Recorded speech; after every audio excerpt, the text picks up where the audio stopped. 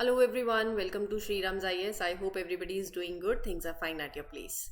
Let's start with today's session where we'll discuss these articles. Let me give you a quick brief of what we will be doing today. So as far as this session is concerned, हम बात करेंगे human rights commission के बारे में. कैसी body है, क्या constitutional body है या स्टैट्यूटरी बॉडी है, बेसिकली नॉन कॉन्स्टिट्यूशनल बॉडी है. So this will discuss complete क्या फंक्शंस हैं, कौन चेयरपर्सन होता है, मेंबर्स कौन होते हैं, कैसे सिलेक्ट होते हैं, क्या पावर्स होती हैं, ये सारे डिस्कशन करेंगे. फिर विल डिस्कस प्रधानमंत्री राष्ट्रीय बाल पुरस्कार, लॉयन टेल मैक्यू के बारे में पढ़ेंगे, मैकैक के बारे में पढ़ेंगे एंड ये आपके प्रीलिम्स के लिए इंपॉर्टेंट है. बिल्डिंग रूरल रेजिलियंस मेंस का एक काफ़ी अच्छा आर्टिकल है जो आप अपने जीएस पेपर 2 में यूज़ कर सकते हो, पेपर 1 में भी इन सर्टेन सेक्शंस आप यूज़ कर सकते हो, specifically paper 2. Sri Lankan president's India visit, तो इंडिया श्रीलंका के रिलेशंस के बारे में बात करेंगे कि क्या कौन कौन से टॉपिक्स पे, कौन कौन से सेक्टर्स पे कोलैबोरेशन रहती है, क्या चैलेंजेस हैं, कैसे और स्ट्रेंथन कर सकते हैं, way forward and this will can connect with your international relations GS paper 2. So this will be our topic of discussion for today. Please mark your attendance by liking this lecture. Sri Ram's IS is serving the nation since 1985. So you can trust the quality content that is being shared with you without वो होता है ना कि कोई tension के साथ आराम से आप अच्छे से पढ़िए. जो फ्री ऑफ कंटेंट भी आपको मिलता है प्लेटफॉर्म पे, यहाँ पर बेस्ट ऑफ कंटेंट है, बेस्ट ऑफ क्वालिटी के साथ दिया जाता है. And if you are preparing for prelims course, prelims 2025, then Sri Ram's IS is with Sri Ram's IS is there with you with prelims mastery course also, and this is currently running. You can refer it. Contact number आपको screen पे दिख रहा होगा, call कर लीजिए, पूरी detailing आपको दे देंगे, वो लोग प्रोवाइड कर देंगे क्या कुछ है, क्या कवर करवाया जा रहा है, कैसे होगा, एवरीथिंग. आपके सारे डाउट्स यहाँ पर सॉल्व हो जाएंगे रिगार्डिंग की what the course is all about. इसमें मैं आपको अगर हाईलाइट बताऊँ तो CSAT की क्लासेस है, प्रीवियस ईयर क्वेश्चंस के साथ दे रहा है, थमेटिक लेक्चर्स, करंट अफेयर्स है, 1-to-1 मेंटरशिप है. सो एक बहुत ही अच्छा आपको प्रीलिम्स की तैयारी करवाने के लिए तो course is there for you. ठीक है जी. अच्छा, ये सर दिख रहे हैं आपको, इनका नाम है लॉयन टेल मैकैक. अब ये न्यूज़ में चल रहे हैं बहुत, क्योंकि ये ह्यूमन और वाइल्ड लाइफ साथ में को एग्जिस्ट करना दिक्कत आती है ना, कि हमारे जंगलों में वो एनिमल घुस आया, लेकिन अगर आप उनके जंगलों में हैबिटेट में जा रहे हो, डिफॉरेस्टेशन कर रहे हो, अर्बनाइजेशन कर रहे हो, एग्रीकल्चर कर रहे हो, इंफ्रास्ट्रक्चर डेवलपमेंट हो रहा है, तो उनका हैबिटेट भी तो श्रिंक हो रहा है. You are fragmenting the forest जहाँ पर ये रहते हैं. सो there is conflict with the humans, right? So this overall, the recent study is providing you the warning of this growing threat to the non-human primates like this species like lion-tailed macaque. क्यों? Obviously threat, वो main reason वो बता रहे हैं कि there is human wildlife interaction जो बढ़ रहा है उसके चलते. ठीक है. So this all thing matters. So इसके context में we'll discuss this article. यहाँ पर let me give you what we will be discussing. हाँ जी, तो एक एंडेंजर्ड प्राइमेट स्पीशीज है ये. आपको ना वेस्टर्न घाट्स ऑफ इंडिया, यहाँ ये पाए जाते हैं. They are endemic to evergreen rain forest in the Western Ghats, मतलब कर्नाटका में, केरला में और तमिलनाडु में. So also known as wanderoo, it is an old world monkey, right. तो बेसिकली उनका नाम बताया जा रहा है. तो सिंपल आपको ना बेसिक चीज़ें हैं जो आपको याद करनी रहेंगी कि एक एंडेंजर्ड हैं, वेस्टर्न घाट में पाए जाते हैं, और इनको और किस नाम से जाना जाता है, और जैसे बेबून्स बोला जाता है, ओल्ड वर्ल्ड मॉन्कीज में के अंदर ये सब आता है, red colobus, baboon. There are other species also जो अफ्रीका में रहती हैं, एशिया में रहते हैं. कहाँ रहना पसंद करेंगे? मंकीज हैं, पेड़ों पे रहना पसंद करेंगे, डायर्नल होते हैं, they are active, they are very active rather I would say during the day time also. रात में अच्छे से सोते हैं इन द ट्रीज. तो ये सब तो हमें कॉमन है, सबको पता ही है. टेरिटोरियल एनिमल है and it communicates a lot. It has around 17 different sounds that it uses to talk to its group. तो एक communicative animal है, arboreal है, diurnal creature है, and 17 vocalization मतलब they use, जैसे मैंने आपको बताया. साथ ही साथ अगर मैं इनके फिजिकल अपीयरेंस की बात करूँ तो आपको दिख ही रहा होगा पूरा फेस जो है वो इनका, इट इज अ मतलब mane of hair around its face. So there are 2 separate groups of them in India. मतलब ये जो ग्रुप्स है ना, जो पालाघाट रीजन है केरला का, in that region this group is divided by a 40 kilometre gap. ठीक है. So there are two subpopulations that are divided by a gap of about 40 kilometers in the mountains at Balaghat and Kerala. It is an omnivorous, feed upon a wide variety of food. Fruits भी खाते हैं, major part of their diet है उनकी, but एक ये omnivorous animal है, they eat both plants and as well as animals. ठीक है. Now the magnificent lion-tailed macaw is named due to its lion-like long, thin and tough tail. Tail जो इनकी है उसके चक्कर में ही इनको ऐसा नाम पड़ा है. Endangered है, साइट्स में अपेंडिक्स 1 में है, वाइल्ड लाइफ प्रोटेक्शन एक्ट 1972 में शेड्यूल 1 में है. थ्रेट ही है, जो अभी मैंने आपको बताया, पॉपुलेशन बढ़ रही है, उनके घर टूट रहे हैं, हैबिटेट लॉस होगा, फ्रेगमेंटेशन होगा, ह्यूमन एनक्रोचमेंट, ये सारे रीजंस हैं, जो रीजंस हैं ये उनके लिए एक थ्रेट ही है. ठीक है. अच्छा, आगे बढ़ने से पहले आई हैव ऑलवेज मेंशन्ड, अगर आप प्रीलिम्स की तैयारी कर रहे हैं, so there is this, prelims के लिए चाहे मेंस के लिए भी, जीएस पेपर 2 के लिए चैनल पे free of cost sessions available हैं, जहां पर पॉलिटी बहुत अच्छे से कवर करवा रखी है. You can refer these sessions. इन्हीं के साथ साथ there are other number of series going on, जैसे अलग अलग फैकल्टीज अलग अलग सीरीज लेते हैं, तो आप चैनल सब्सक्राइब करेंगे ना, you will get the notification of all the series and you can have a look over them and you can take the best use of it in your preparation. ठीक है जी. चलिए आगे बढ़ते हैं with the next article. President of India will present प्रधानमंत्री राष्ट्रीय बाल पुरस्कार 26 दिसंबर को 17 बच्चों को. तो बेसिकली ये दे दिए गए हैं, लेकिन अब हम कल दिए गए हैं, तो हम इनके बारे में बात कर लेते हैं कि प्रधानमंत्री राष्ट्रीय बाल पुरस्कार क्या है.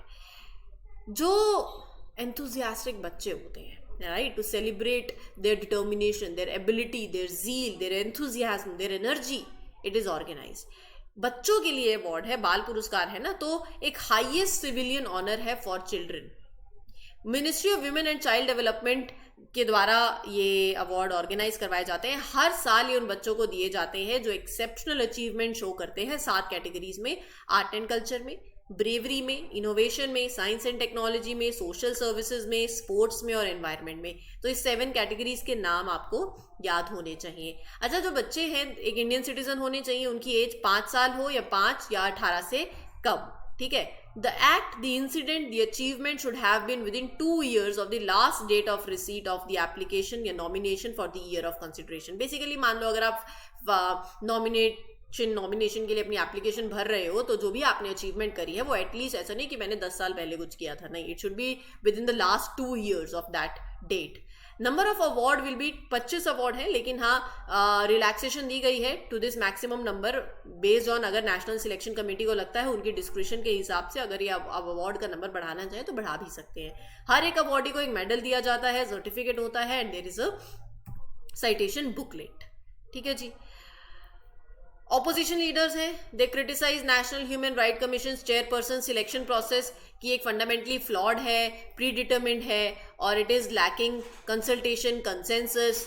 तो बात करते हैं हमारे लिए, तो हम देखो, पॉलिटिक्स नहीं पढ़नी है, हमें पॉलिटिक्स नहीं करनी है, हमें यहाँ पर पॉलिटी पढ़नी है. तो this is a difference.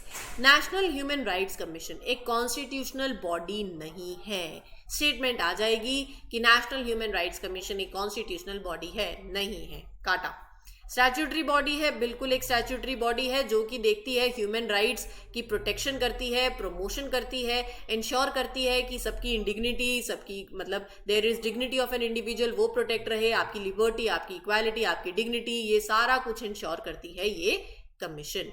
It enforces the rights guaranteed by the constitution of India. जो आपको संविधान ने राइट्स दिए हैं, इक्वालिटी आपको दी है ना, फंडामेंटल राइट्स हैं, आपकी कुछ ड्यूटीज भी हैं, तो ये भी आपको फॉलो करनी है वैसे. ठीक है. तो ये इंश्योर करते हैं कि जो आपको राइट्स दिए गए हैं संविधान के द्वारा, it enforces that the rights that are given guaranteed by the Constitution of India and international conventions within the jurisdiction of Indian courts. ये ना 1993 में 12 अक्टूबर वो डेट है when it was established. ठीक है. सो एक ये बात है. अब इंटरनेशनल एग्रीमेंट्स होते हैं ह्यूमन राइट्स को लेके, so it also works to enforce those also as long as they are recognise by the Indian courts. What else?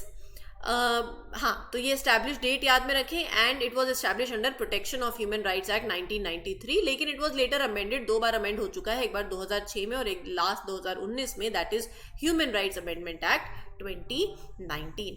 Paris principles, It is aligned with the Paris Principles for promoting and protecting the rights that is adopted by United Nations in 1993. इसके composition में अभी chairperson होते हैं. एक chairperson या तो former chief justice of India हो सकते हैं या फिर सुप्रीम कोर्ट के जज. अब यहीं पर तो ओपोजिशन लीडर्स ने कहा है कि जो chairperson national human rights commission के अपॉइंट किए गए हैं, जो प्रोसेस रहा है दैट इज फ्लॉड. तो प्रोसेस क्या होता है अपॉइंटमेंट का, अभी बताती हूँ. अच्छा, चेयरपर्सन के साथ साथ 5 फुल टाइम मेंबर्स होते हैं, 7 deemed members from the statutory commission वो होते हैं. चेयरपर्सन एंड द मेंबर्स कौन अपॉइंट करता है उन्हें? इंडिया के प्रेसिडेंट. किसके रिकमेंडेशंस पे? एक 6 मेंबर की सिलेक्शन कमेटी होती है. ठीक है, अब 6 मेंबर होते हैं, सिलेक्शन कमेटी होती है. वो 6 मेंबर कौन कौन से होते हैं? एक तो उसमें प्राइम मिनिस्टर होंगे, लोकसभा के स्पीकर होंगे, राज्यसभा के डिप्टी चेयरमैन होंगे, लीडर ऑफ ऑपोजिशन, दोनों हाउसेस के लीडर ऑफ ऑपोजिशन भी होंगे और यूनियन होम मिनिस्टर भी होंगे. ठीक है, तो जो चेयरपर्सन है, जो मेंबर्स हैं, 3 साल तक वो रहते हैं या फिर और until they have achieve they got the age of 70, जो भी पहले आ जाए वो. It possesses the powers of a civil court for conducting judicial proceedings. So it can summon witnesses and demand evidence. It may utilize the services of central state officers or investigate the agencies. अब ये अगर मैं ऐसी line पढ़ जाती ना तो कोई फायदा नहीं था पढ़ाई का. ये तो आप खुद भी पढ़ सकते हो. डिस्कस करते हैं, समझो. पहला, it is acting like a civil court. मतलब इट कैन कंडक्ट इन्वेस्टिगेशन जैसे कोर्ट करता है. It can summon witnesses, मतलब it can call the person to testify. It can demand evidence from the individuals, from the organizations. NHRC can request help from the central government, from the state government officers, from the investigating agencies to look into the cases also. Human rights violation को अगर लेके कोई complaint आती है तो वो ये investigate कर सकते हैं, but only if the violation is happened with in the past year, मतलब उस पिछले साल के अंदर, विद इन 1 ईयर. अब आपको ये 10 साल पहले ऐसा कुछ हुआ था जी, तो वो ये नहीं कह रहे हैं, विद इन 1 ईयर. रिकमेंडेशन दे सकते हैं to the government authorities regarding human rights violations and safeguards. तो these all are the functions. क्या रिकमेंडेशन दे सकते हैं, क्या इनकी पावर्स हैं, ये सारा कुछ आपको मालूम होना चाहिए. आगे बात करते हैं. The new Sri Lankan president, I'm really sorry, the new Sri Lankan president was on his first visit to India, focusing on enhancing trade, energy and maritime cooperation. अब यहाँ पर श्रीलंका दिख रहा है, घूमने नहीं जाना है, मैप में मालूम होना चाहिए. अब ना 2 चीजें हैं, एक है मेंस के हिसाब से, एक है प्रीलिम्स के हिसाब से. अब श्रीलंका के प्रेसिडेंट की इंडिया में विजिट हो रही है तो प्रीलिम्स के हिसाब से क्या है, सवाल आना चाहिए. प्रीलिम्स के हिसाब से ये होता है कि मैप में जाना है, श्रीलंका एक बार आपको देखना है कहाँ पड़ता है. इधर इंडियन ओशन है, इधर बे ऑफ बंगाल है, पाक स्ट्रेट है, कौन सा वो ब्रिज है जो कनेक्ट कर रहा है, गल्फ ऑफ मन्नार किधर है. तो ये थोड़ा सा आपको आइडिया होना चाहिए, कौन सी नदी बह रही है. ठीक है, एक जो मेन होती हैं वो आपको पता होना चाहिए. तो ये थोड़ी सी चीज़ें हैं जो जान लीजिए, स्पेसिफिकली इंडिया से जुड़ी हुई जो है, मतलब ये कनेक्टिविटी तो आपको मालूम होनी ही चाहिए. ठीक है जी. दिस एडम्स ब्रिज, इसके बारे में पता होना चाहिए, गल्फ ऑफ मन्नार के बारे में पता होना चाहिए. सो ये कुछ बेसिक चीज़ें हैं that you must know.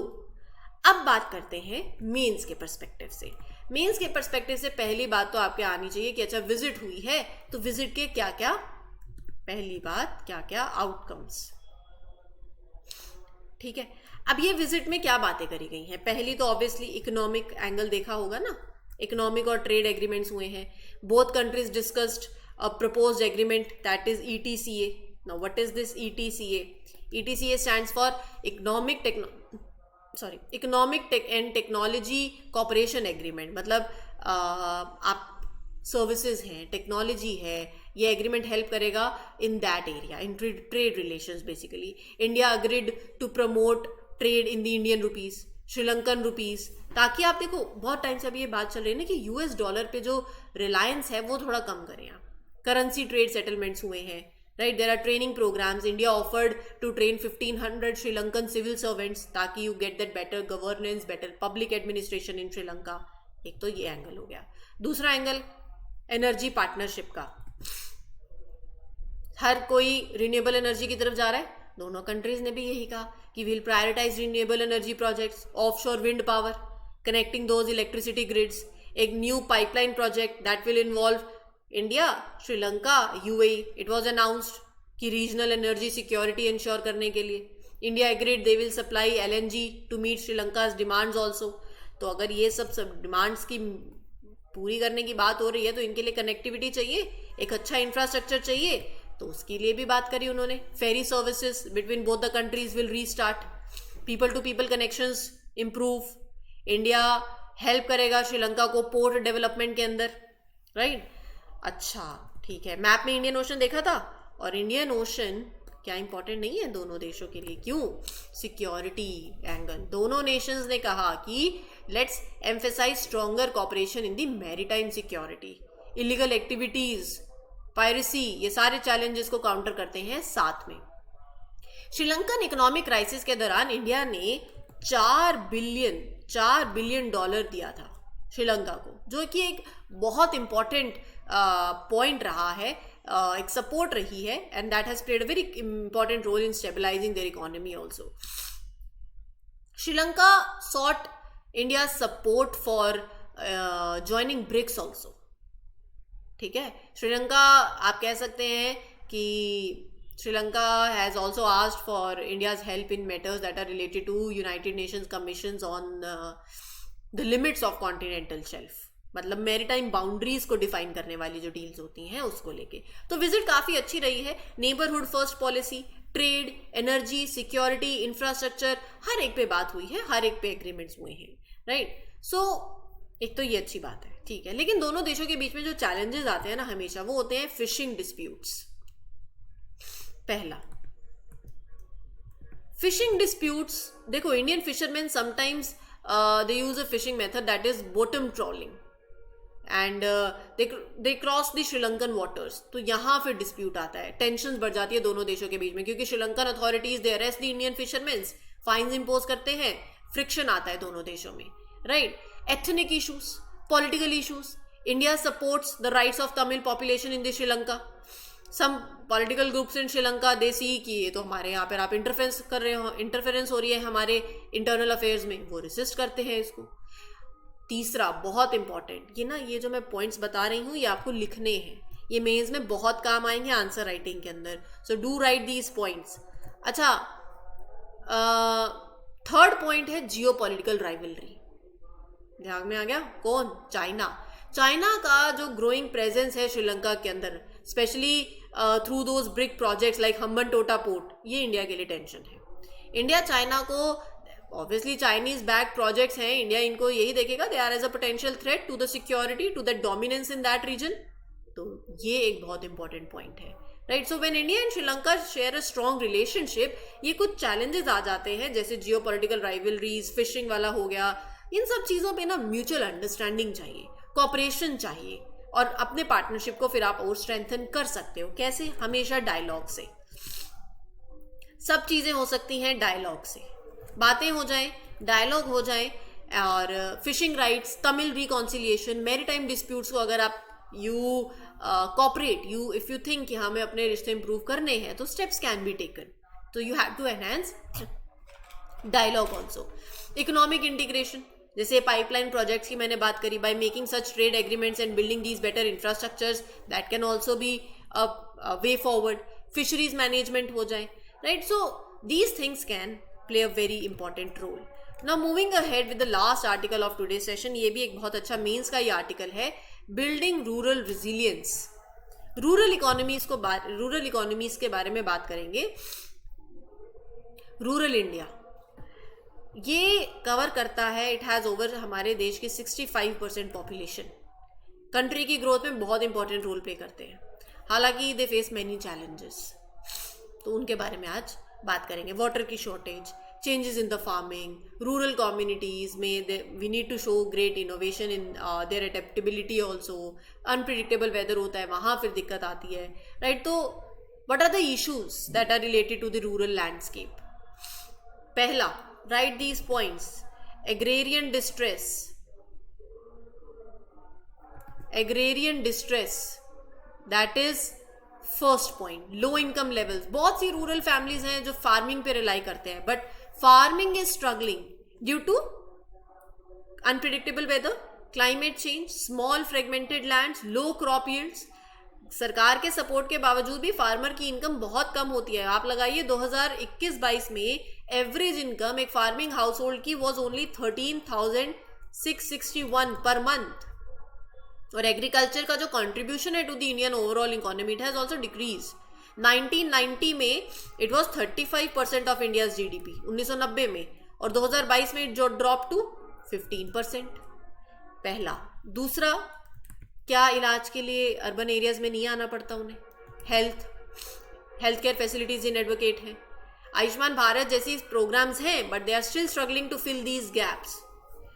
But एक सर्वे ने कहा है, मैं नहीं कह रही हूँ, a survey has said that only 25% of the population in the rural and semi rural areas वो एक्सेस कर सकते हैं modern health care, right? So that is also a point. What else? और सोचो, एडुकेशन के लिए क्या आप नहीं आते हो? Rural education faces many problems, poor school infrastructure है, टीचर्स की शॉर्टेज होती है, डिजिटल रिसोर्सेज का लिमिटेड एक्सेस है, डिजिटल डिवाइड भी है। आजकल आप ऑनलाइन पढ़ रहे हैं, क्या नेट कनेक्टिविटी है? अनएम्प्लॉयमेंट है, अंडर एम्प्लॉयमेंट है, साफ पानी, सैनिटेशन, ये सब एक्सेस होना, that is also a challenge, right? उसके लिए क्या है? जल जीवन मिशन है। सो सोशल इनइक्वालिटीज बहुत हैं, जेंडर डिस्पैरिटीज बहुत हैं, फाइनेंशियल इंक्लूजन है। देखो, हम बोलते हैं कि खाता खुलवा दिया, अकाउंट खुलवा दिया बैंक पे, फाइनेंशियल इंक्लूजन हो गया। नहीं, जब तक बैंकिंग सर्विसेज वो नहीं ले पा रहे हैं वो नहीं है फाइनेंशियल इंक्लूजन। और बैंकिंग सर्विसेज के लिए उन्हें पहले वो स्किलिंग, वो अवेयरनेस भी चाहिए। So these all are the things that we need to take care of. So कर क्या सकते हैं? एग्रीकल्चर हो तो क्लाइमेट स्मार्ट एग्रीकल्चर हो, टेक्नोलॉजी का इंटीग्रेशन हो with rural governance, right? Rural infrastructure को एनहांस करें। So you have to address the social inequalities, strengthen दो ऐसी पॉलिसीज को स्ट्रेंथन करें that improve the access to education, health care, economic opportunities. So these all things can be taken care of, right? And ये सारे points आप अपने answers में जरूर मेंशन कर सकते हैं, बहुत आंसर की वैल्यू एनहांस होती है। For more such information, for more such videos, for more such lectures, do subscribe to Shriram's IAS. This is your mentor Arzu Kakkar signing off. Happy learning, all the best. Thank you.